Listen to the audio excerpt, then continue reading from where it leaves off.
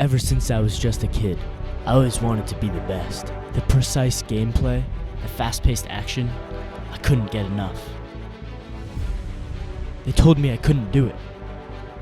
It's too much. It's too difficult. It's not right for me. It didn't matter. I didn't stop. Win after win after win after win after win. Nothing could stop me. I climbed my way up the ladder. But the sun is hot. Real hot.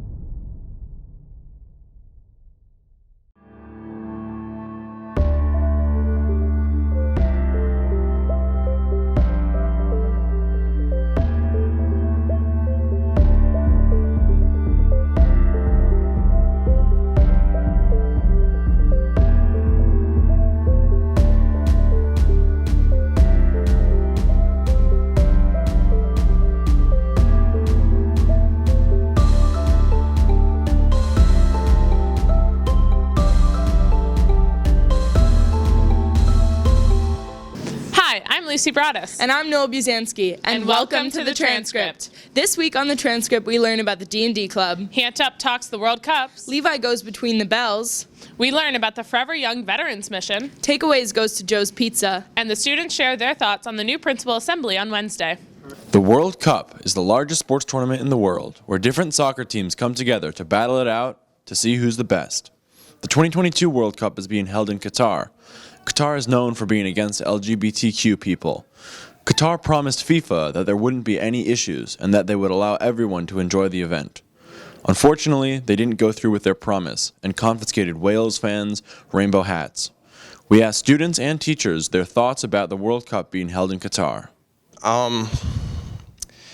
Yeah, it's the cultural norms of Qatar, if that's, if it's for not to have any showings of pride for the LGBTQ people. Given the fact that they were hosting the World Cup, I think that they sort of have to give way for any of these identities, of the supporters of the teams of the countries. I think, the World Cup is hosting however many countries and their followers, and I think that they have to just let there be support for, whatever it is. No, I don't think it's justified. I understand Qatari officials or government may be coming at it from a different point of view, but I think it's good that the armbands are being worn, and I think it's a chance to apply pressure for a change in culture that hopefully is for the better. I think there's many other countries that are accepting of all kinds of people that FIFA could have chosen that are more qualified to hold the World Cup at. Oh, I think that Qatar holding the World Cup is fine. I think it's okay. Having it in the country itself is completely fine. But the controversy around the governments and the engineering companies that proceeded to build those stadiums with the slave labor, I don't think that's okay at all. I think that they should have ran through their ideas for building with FIFA, the company and organization that's actually hosting the World Cup. And I think that if they did, I think that FIFA probably would have vetoed their plans to build the stadiums. U.S. all the way, but I'm not betting my lunch money that they're going to advance too far anyway. And then if they're out, I would have to just put my hopes behind anyone who hasn't won before. Some smaller country, maybe Senegal. Thanks so much for watching. The World Cup is going on until December 18th. Join us next week when we take a look at indoor track. See! Best Buddies is a popular club at NHS that gives people with special needs a chance to speak up, be heard, and advocate for themselves and others within the community. We sat down with Sophie Calkins, Sophie Band, and Tess Ventola to find out about the club.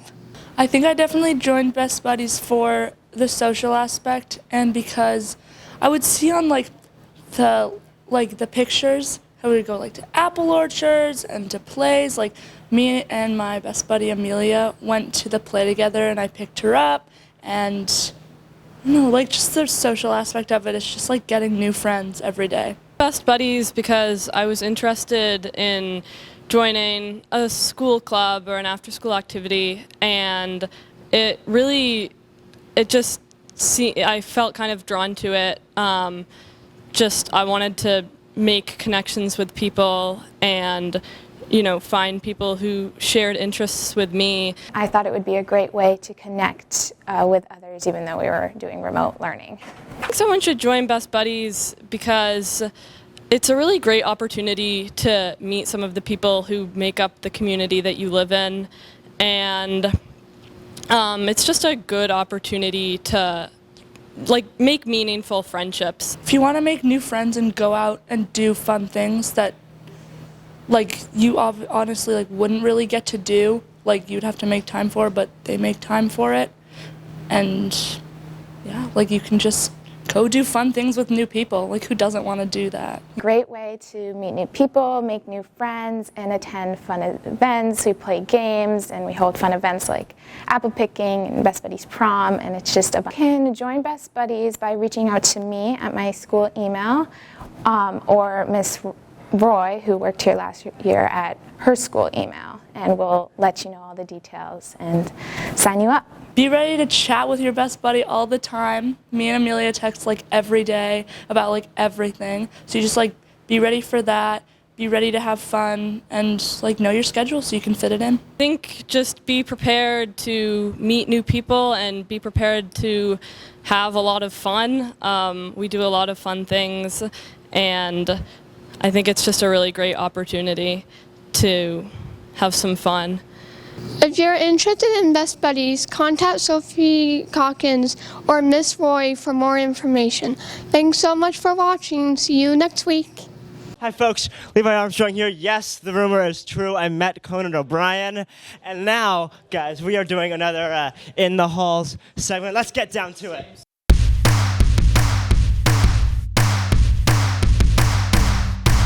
Oh wow, it's a lot of people. Guys, keep it moving. Cousin Luke. What's up? This is, say your name. I'm Luke Sasser. Let's go, let's move it. Why are you waiting outside the bathroom like a freak? For Rory Mauer. You're too addicted. Philip! Oh, Philip. For one Levi buck, you ever seen one of these? Oh, fancy. Guess my middle name. Robert. Am I that basic to you? It's James! Pearl! How was your Thanksgiving? It was wonderful. Yeah, what did you eat? I ate turkey and cranberry sauce and pie. Whoa! Mashed potatoes and apple cider. Woo! Oh my god, hi Levi. Lily Zamer. How are you? Good. Lily. Yes. Mashed potatoes or stuffing? Mashed potatoes. Wrong. I gotta stay good in school. Straight A's. I gotta get into college.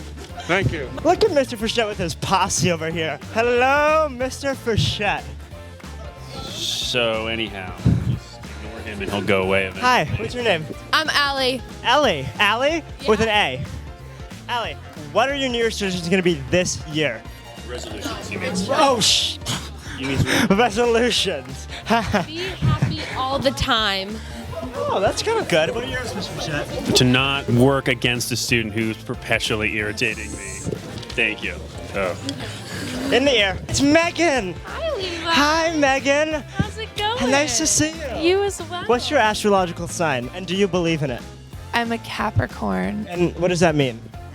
Nothing. People try to use the Levi bucks in the cafeteria. They're not redeemable there. Up to the 3rd floor we go. Willem! For 1 Levi buck, will you take off your hat?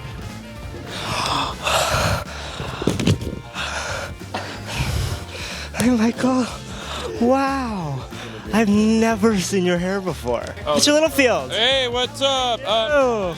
Okay, how are you? Mr. Littlefield, for 1 Levi buck, can we match outfits on Monday? I don't have anything that comes in. Dork! Whoa! That was pretty good. Thank you, Mr. Littlefield. Good improv. I'd like to thank you for watching and my participants for participating. Levi Buck out. The hiring committee for the new principal has narrowed down their search to 1 finalist. William Worley has over 30 years of experience in education, more than half of these as an administrator. He visited Northampton High School on Wednesday in order to meet students and faculty and observe how the school runs. I heard a lot of people were especially disappointed when he said that he wanted to, they asked about him making changes, and he was like, well, that's for you to decide. That's for me and you to come up with, which is not an exciting thing to hear, but it's like, what else was he supposed to say, I guess? He didn't give a lot of answers, but he wasn't really in a position to give answers. I mean, he's fine, but I don't think he would make a very great principal. His speech was kind of long-winded and didn't say that much. His anecdotes were kind of unrelated, and he didn't really give us any examples of why he makes a good principal. Someone who's approachable and doesn't have to be friendly, just has to be kind, you know? Engaging with the students, knows what to do and how to handle situations, doesn't make assumptions, generally is like an easy resource for people to reach out to if they need. And yeah. Like he kind of avoided some of the questions when people would ask him, but he definitely answered the diversity question pretty well, and he has a dog, so that's pretty. I like his dog. I've met it actually, but I think he'd be a good principal. Like he seems like he was just a little nervous yesterday, and I think that as a principal he'd do a lot better. He needs to warm up to the school and everything. But I also think some of the questions people asked were a little tough to answer if you've only been here for a couple minutes. So I like him. The committee is anticipated to make a final decision in the next couple of months. Thanks for watching and see you next week.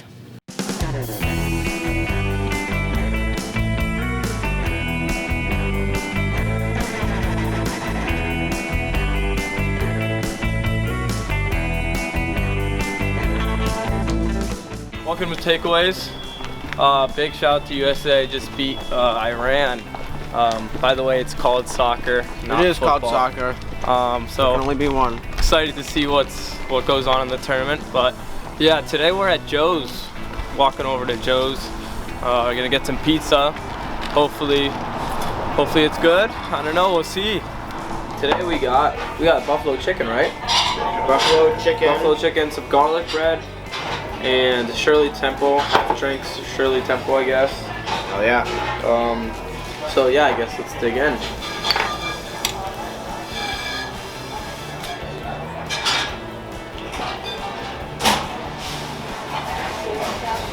It's good, but tasty. I think a little more chicken, a little less cheese for me. Joe's is known for having Italian, also sort of American style food, so it's kind of like a mix, but Joe's has been actually serving food since 1938. That's when it first opened. It went through a couple of owners, and it's definitely a very it doesn't have a modern feel to it, but that definitely doesn't take away from the quality of the food. And just the overall atmosphere here, it's pretty awesome, to be honest. Let's dig into the Shirley Temple. I love mine so much, I drink it all, so. just leave it at that.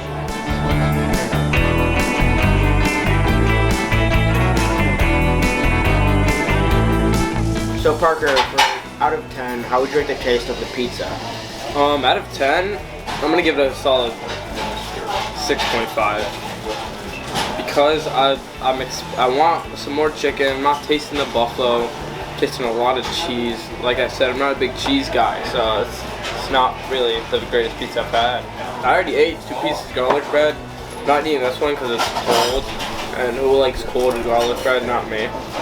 But the taste, I have to give it an 8. I mean, it was just everything you're looking for in a good piece of garlic bread.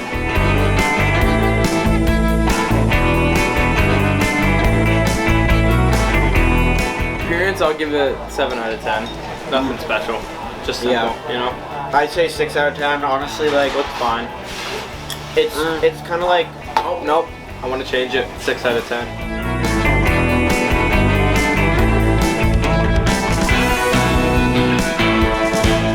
Tell you, that thing was amazing. I can't. 8.5 for the Shirley Temple. What do you give it? I'm just speechless, guys. I'm kind of just still processing how amazing it was. So yeah, I think that does it. We reviewed Joe's overall. Great place. Come visit. Great food. Great prices. And yeah, we'll catch you on next week's segment. Who wants the last pizza? Peace out. This week, we check out the Dungeons & Dragons Club. Dungeons & Dragons is a fun, strategic role-playing game that allows players to test their storytelling ability. We talk to club leaders and participants to see what the club has to offer. I have been overseeing the club since halfway through last school year, so that would be like all of 22 and going into next semester. It's been just about a year in calendar time, and I think it was active prior to a student approaching me and wanting to make it happen again. So it's not the first time it's ever ran, but it was dormant for a couple of years in between. To promote the club, we've put bulletins out on the daily bulletin. We had the fundraiser, and we put some posters around the school, and mostly word of mouth though, because we find that like most of the people who play know someone they've already played with or a friend that they know is interested. So it's mostly, I'd say 95% word of mouth. And it's also nice because unlike lots of clubs, we kind of actually want to cap it off early in the season or early in the year because it's hard to add people to a campaign once it's up and running. So we like have a big initial push and then we like almost don't tell people. Everybody's always welcome to play, and you can play any board game. Half the time we just call it board game club. But at the same time, it's like it is hard to jump into a campaign that's been going on for a couple of months with an established group. So it's kind of like a funny catch of like how big do you want it to get. This year, our major goal was to get more people to join because last year we ended up with only 7, and I think we have met that goal pretty well because I think we have almost like 30 members, including the ones that joined last year. So that's our major goal. The club is very beneficial for the community, I think, because it's a safe space where a lot of people are interested because I think D&D has become more popular and more people want to try it out but don't know how. And we're just like there to show them how to like play D&D, find the correct groups for them, and it's just a very safe space for everybody. Just come one day, we'll give you resources on how to play D&D, where to find books, like free books online, because a lot of D&D is just having to read and then learning through play. Thanks for watching. If the Dungeons & Dragons Club interests you, stop by one of their meetings in room 120 every Thursday after school. Have a great weekend. This week, we take a look at the Forever Young Veterans, an organization that coordinates trips that takes veterans to battlegrounds where they served and to national monuments, like their most recent trip to Washington, D.C. We spoke with veterans as well as the founder and director of Forever Young Veterans to find out the inspiration for creating this organization and the effects it has on the veterans who participate. Started Forever Young Veterans in 2006, and I started it because my father became an alcoholic after the war, and I had watched him suffer. And not only did he suffer, but our family suffered as well. And at the time I was just a child. I knew there was something really wrong with him, but of course, now that I'm older, I realize that it was from his trauma of the war. Well, the trips of honor, I say they kind of happened by accident because when I started Forever Young Veterans, I just wanted to do simple wishes for our veterans. I thought, well, I could get a medal they never received, or I could reunite them with a comrade. So that's kind of what I was thinking.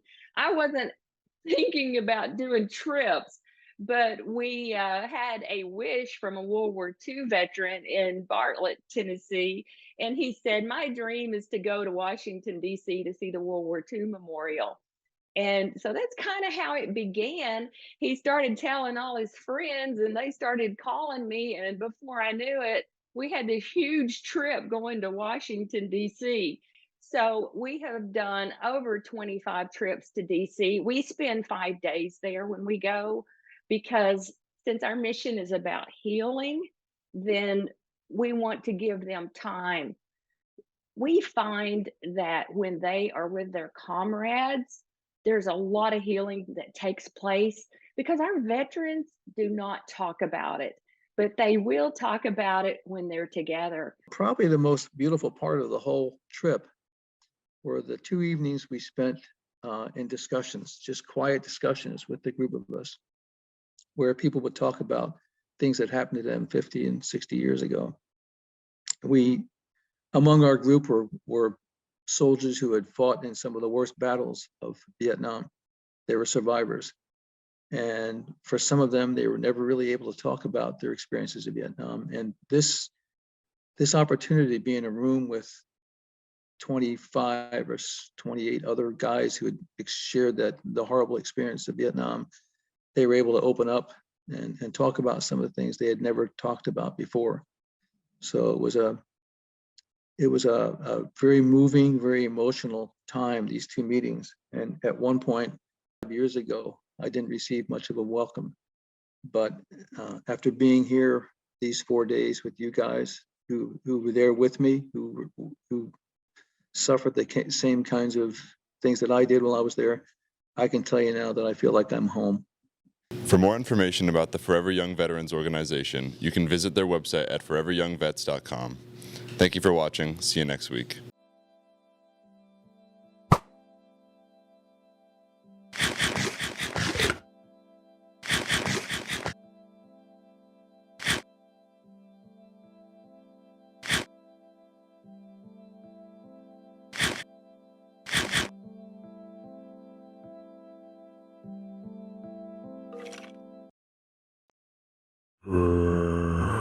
Show yourself.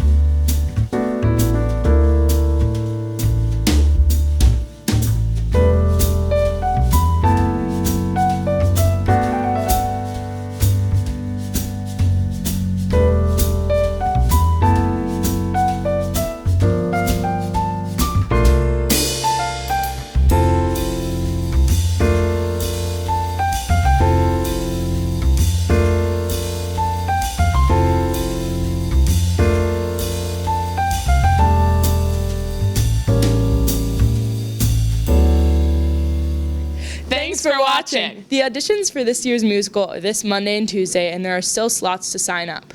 Scan the QR code on audition sign-up posters around the school. See you next week. week.